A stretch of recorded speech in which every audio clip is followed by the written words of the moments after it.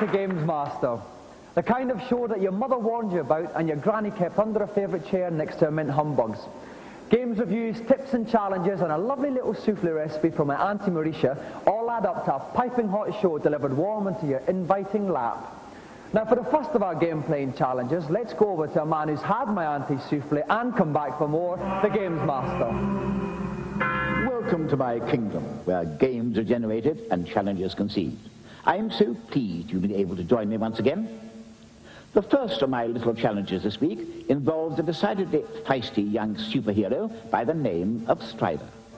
You have 3 minutes to guide him through the Russian city of Kazafru and to defeat the city's final guardian, a gargantuan metallic reptile. The forces of good are depending on you. Try not to let them down. And attempting to stride magnificently through the perils of this challenge is a young man from Harrow. Please flap your hands fervently for Chevron Hart.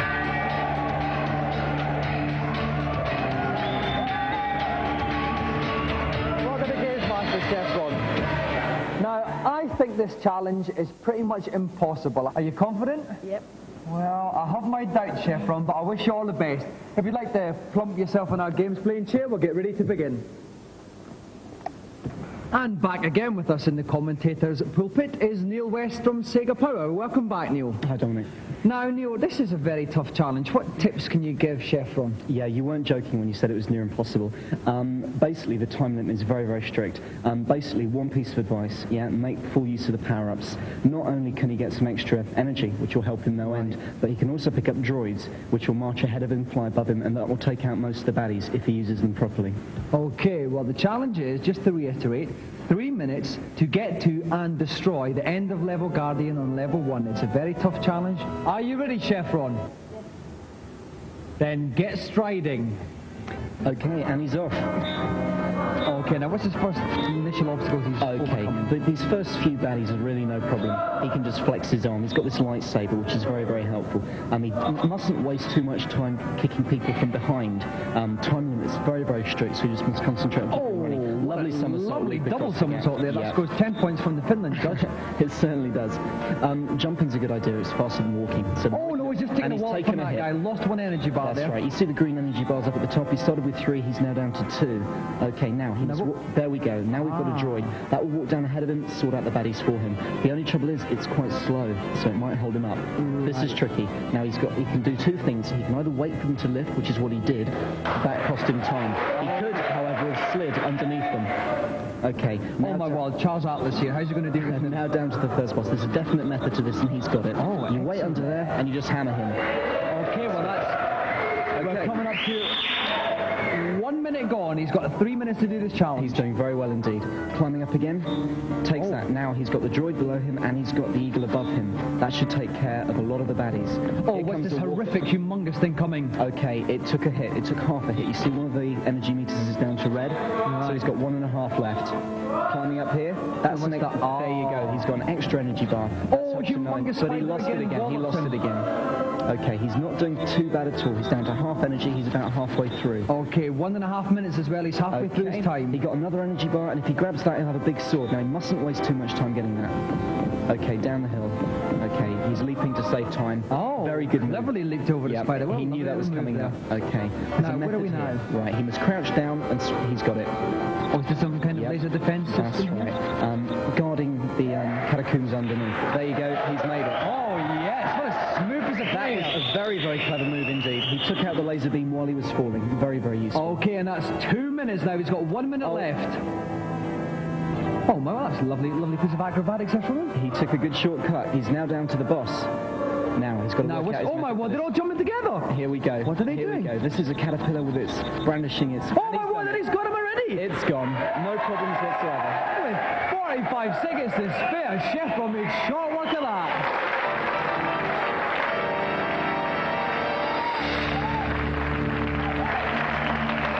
Well done, Chevron. Chevron, that was unbelievable. I said at the start I thought it was impossible, but you proved me wrong. Was there any point where you thought, Dominic's right, it is impossible? When my energy went down at first, I was a bit worried, and the only difficult was the time. Yeah. Yeah, but you leap past those spiders especially. I thought we were going to snarl you a bit, but they didn't. But Chevron, you win one of the most prestigious and certainly the most aesthetic prize in television, our golden Gamesmaster joystick! Hello, Chevron. Another round of applause for our champion, Chevron Hart!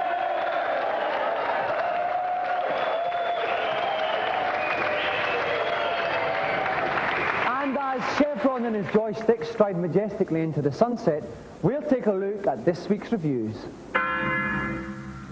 This week, hold on tight and try not to eject as we look at flight simulations. First up, on the Amiga, get high as a kite with Birds of Prey. Now, Birds of Prey is really sort of the Ferrari of flight sims. I mean, you're looking at something which is so horrendously complicated that you're quite chuffed you can actually get out of the hangar and take off. It was complicated enough to be interesting, but not overcomplicated, so you got bored of it. If you're sort of more of a train spotter sort of flight sim fan, then who wants everything to be accurate, you'll love it.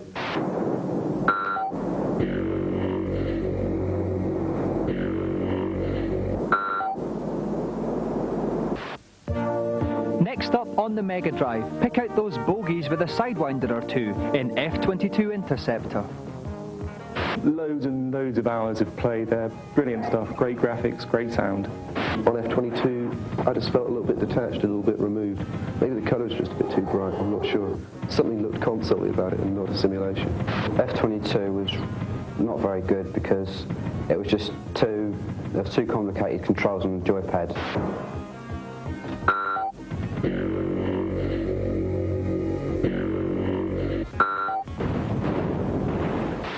Finally, on the Amiga, Pip Pip Tally-Ho whacks that moustache and chalks away in the World War I simulation Knights of the Sky. Knights of the Sky is good simply because it takes you back to the basics of seat-of-the-pants flying, as it was World War I style.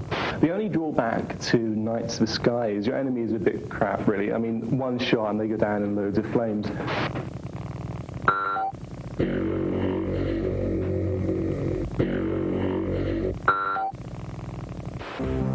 Now for our new game section. A game that's bound to get flight simulation fans rubbing their helmets with glee when it's released later this year is Attack. Julia Coombs from Microprose Software gives us a sneak preview. Attack is set in the year 2001. It's in Colombia. You assume the role of Supreme Commander of a US government-controlled undercover agency. There are no set missions in Attack. There's just one overall objective, and that is to bankrupt the drug barons of Colombia. What we want to achieve with the game really is to extend the parameters that are set by current flight simulators on the market at the moment, because not only is there a true-to-life flight simulation aspect to the game, but there's also a huge strategy element in there as well.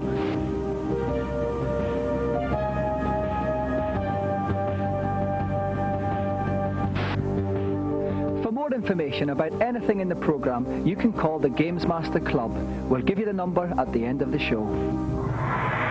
Now we go on to our Celebrity Challenge, and here to detail it, once again, is the Gamesmaster. Hello again. As you probably noticed by now, I'm rather partial to a bit of sport. Mens sana in corpore sano, as they say. For this week's second challenge, I thought I'd opt for a rather quirky new sport called baseball. If you don't know the rules, it's rather like our rounders. Contestants will have one innings each in which to score as many runs as possible. An innings is over when 3 batsmen are out. So keep your eye on the ball and give it your best shot. And to play this challenge, we are very lucky to have World Neo Geo Baseball Champion Emily Cash, who will be playing a husband, who by some strange quirk of fate is a pretty big hitter himself, 1987 Wimbledon champion, Pat Cash.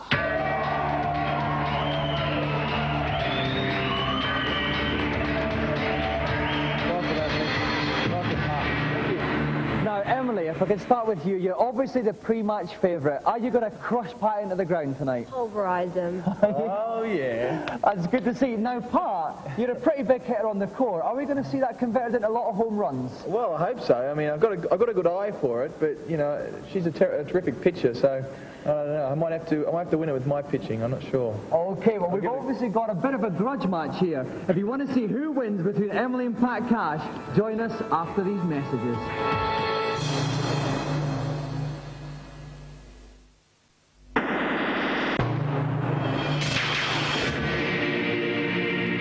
Back to Gamesmaster. We are ready for a thrilling baseball contest between Emily Cash, who's playing the Wildflowers baseball team, and her husband, 1987 Wimbledon champion Pat Cash, who's opted for the comic Astro Boys. With me in the commentating box is Tim Boone from Computer and Video Games Magazine. Tim, welcome to the ballpark. Hi, Dominic. Now, general tips for our two players today. 1 innings each, they've got to score quickly. Absolutely. Well, Pat's up to bat first, and he's got to hit it as hard and fast as he can. With just 1 inning, there's no time for mistakes. He's got to go for those home runs. Emily's got to pitch well, field well, which means catching the ball whenever possible and coordinating her fielders at all times. It's going to be a tense match, this. Okay, and we must remember at 1 innings each, if there's no runs, it goes down to hits. So every single swing of the bat is important. Are our competitors ready? Absolutely. Then let's play ball. And we have Emily pitching first to Pat. He's going to start off with a nice strong pitcher, I feel. And it's, a nice little sneaky pinch there from Pat. It's not going to be enough. He's out. First out for Pat. Okay, so comes in for the second one. Again, a small hit. But he could get away with this one. It's going to be very close. He throws to the first base. Pat's running in, and he's just made it. He's safe. So he come up for third man in, and he's... a lovely little strike there. Floating, rising ball there from Emily. Emily altering her pitches very well in this game. Pat swings again, a little ground ball here. Is he going to make it? It could be a one-base hit here, and they're safe. Must be said, Emily's pitching very well. And here comes again, it's the fourth man in, Jeff of the Comic Astro Boys. Emily pitches, swings. That could be going all the way. No, it's not, but it's in the outfield. And they're safe on. And he's running for home. Pat Cash is running for home. And he's going to get there. 1-1 to Pat Cash. Great play from Pat. Great play. A great hit, used very well. All of a sudden, Pat's in a very strong position. 1 run, 2 men on base, Tim. Yep. Emily comes in there. She's got to keep this tight. And Pat's another huge hit.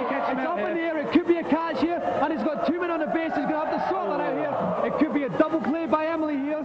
But in fact, Pat is safe there.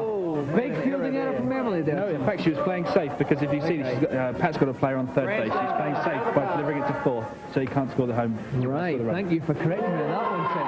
Strike 1 for Emily. Very important strikeout needed here. Strike 2 here. Last strike coming up.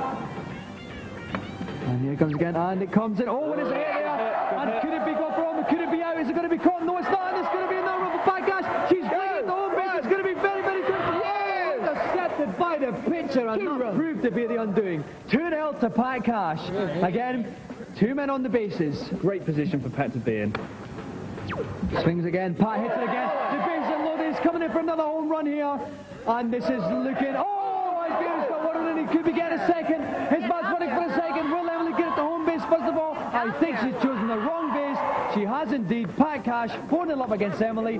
It's going to take some beating out, Tim. Yeah, absolutely. No room for mistakes in this game. Pat's now 4 up. And only 1 out here. Absolutely. Emily pitches in again. Strike 1. Me with that one. Pitching very well, but Pat is batting extremely well. He just got the timing exactly right on this game. Nicely left by Pat Cash there. The ball missed the plate, so it was called as a ball. Swings it again. That's over the plate, but Pat hit it straight to the pitcher. Great. First base. It's out. Fantastic play. Fantastic play from Emily there. Emily got the first man out, but missed the man running to home base. Yep. And the result of this is Pat is now 5-0 up. Emily pitches in, but it's 2-0. Strike 1. 2 more strikes, and Emily is in bat. Pitches in again. Strike 2. Very important ball here. Come on. Emily pitches in. But Pat there with a total of 5 runs, 6 hits. It looks like the Comic Astro Boys are going to win this one. Yep, very little Pat could have done there against those pitches, but then again, he's 5 up now. Emily's got her work cut out. So Pat pitches in Emily, the first pitch in there. Emily hits it. Ground run for 1, but I think she's going to be out there. 1 out to Pat. Good drive. Oh dear, it's not looking good for Emily, but then Pat started off the innings with an out as well. That's right. Anything can happen. Pitches it in again. A nice little pinch there. Is he going to make it to first base? Pat's throwing the ball, and it's going to be very, very close here. And 2 out. This is where Emily needs the big hit to stay in the frame here. She's got to have a really big, she's got to go for home run. So it's up to Orchid of the Wildflowers here. Very, very nervous times here in the Gamesmaster ballpark. Emily, nice little pinch one, but it's going to be very... Oh, a fielding error by Pat there. Lets Emily get the first base. I think that field has gone short-sighted somehow. Pat pitches into Emily, swings it. Oh, another ground hit. This is looking dangerous. This is looking very dangerous indeed. Oh, but a save. Pat hesitated slightly there. Another fielding error from Pat. Yeah, he's obviously proved he can hit them. When it comes to catching them and throwing them, oh dear, different thing altogether. Different ball game. Again, very tense here. Pat pitches in. It's a big hit from Emily. Oh my word, that could go all the way. Oh, but she's got 2 men on the base here. One of them's going to run the third. I think we're going to see it out here. Pat's throwing again. Oh my word, Emily had 2 runners running to the same base. Pat tagged one of them, so it's the end of the ball game. Pat is the winner.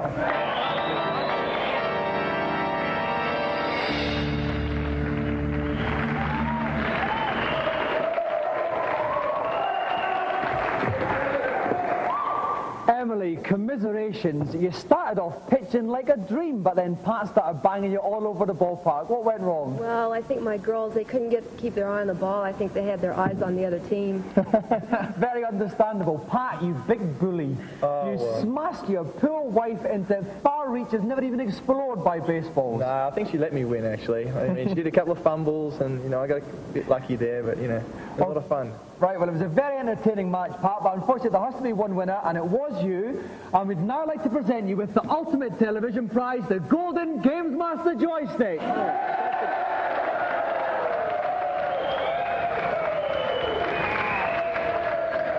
And another round of applause for Pat and Emily Cash.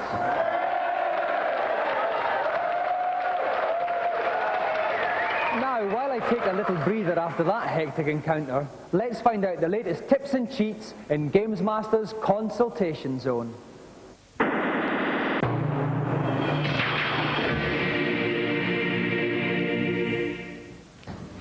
Hello, Gamesmaster. Welcome to my kingdom. I am delighted to see you. And what have you got to ask me? I'm playing the game Link for several months now, and I've found a hidden town, but I cannot find a magic key. Do you know where it is, please? Do I indeed, you audacious young urchin? Once you reach the hidden town, pick up the spell, and then cast it at the far right of the town.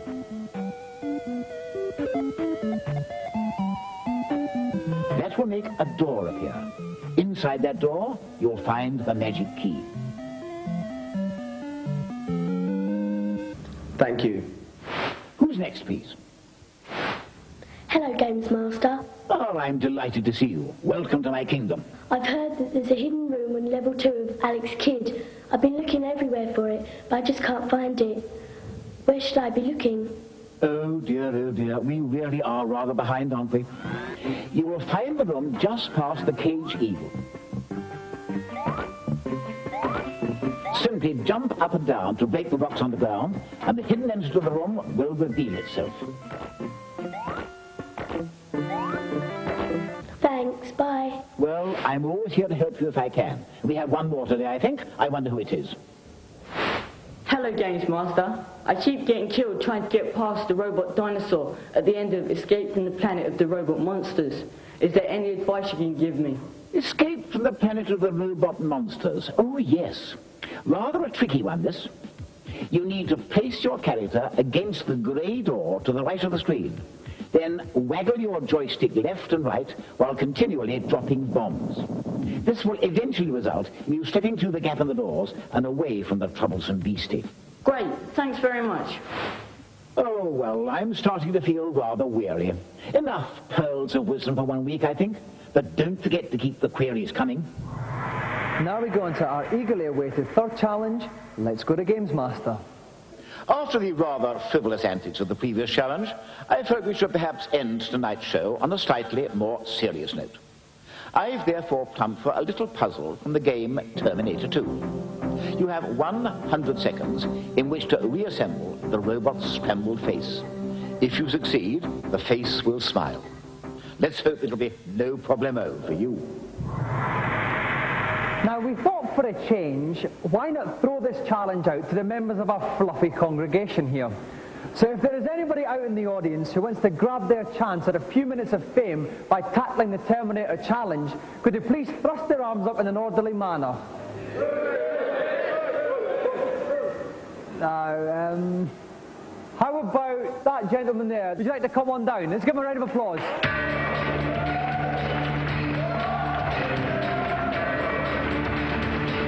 Welcome to Gamesmaster. And your name is? Martin. And where are you from, Martin? I'm from Stanmore in Essex. Right, now do you know the Terminator 2 game? Yeah. So you're familiar with our puzzle challenge? Yeah. If you'd like to plonk yourself down in our hot seat, we'll get ready to start the game. And joining me in the pulpit again is Tom Watson from Renegade. Hello again, Tom. Hello again, Dominic. Now, this is a bit of a tough challenge, this Terminator one, isn't it? It is a bit. I think we'll all recognise the game principle, but seeing it on a computer screen really does change it. And of course, there's a timer, so the player can't hang around. Okay then. Martin, are you ready? Then get solving that puzzle. Right, so Tom, what should Martin's general tactics be? We know the puzzle, but how does it change in a computer format? Well, I think one of the things here is that he really has to look at the picture at the bottom right, which will give him the clue, albeit in black and white, of what he has to do in getting Arnie's face back together again. I think one of the real differences between the original physical, we can actually see he's getting the eyebrow section in there. He's just lining that up nicely. Right. One of the real differences here is that you don't have that sort of sense of touch and the ability to see the pieces closely. He's got 65 seconds left, so he seems to be doing okay. They seem to be forming into a sequence. Right, that's good. The eye's going into place now. He's getting the flesh areas together. You can see a part of the nose. So there, that drops into place. Yeah, I think he's doing quite well. Right, 50 seconds, just about halfway through his time. The crowd are giving him their encouragement. And this boy's doing remarkable. Oh, he's paused a bit there, maybe a little bit, getting a little bit tricky now as he gets near to the end of the puzzle, Tom. It has this habit of doing that. He's got one piece just slightly out of position. There it goes, the eye. Now he's got to get the right-hand side of the eye into place. He's trying to work it round, but as you can see, he's got the flesh in the way. It's not quite going. The time is ticking down. There's only 22 seconds left here. It's getting very tense. That looks like he's getting near there, though, but it's just, it's not quite going there, Tom. Any advice for him? Well, he's got that section. Yes, he's working down the bridge of the nose now. He really needs to get that central forehead piece into position. He's trying it at 7 seconds. Okay, 6, 5, 4, 3. He's not going to make it. 2, 1. Oh, and he's just out of time there.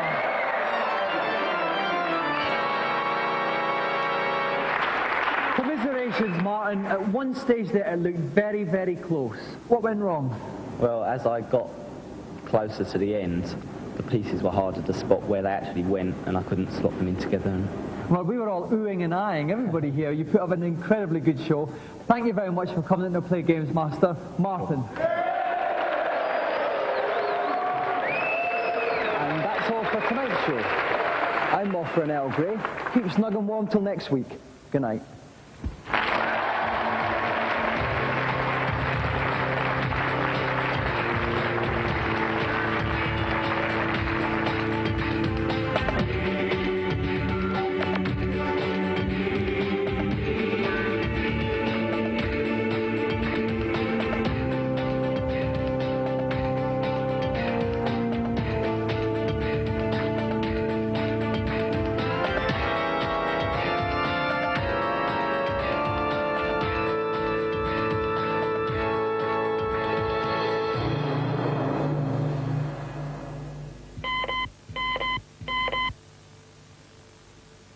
Now for those details about the Gamesmaster Club.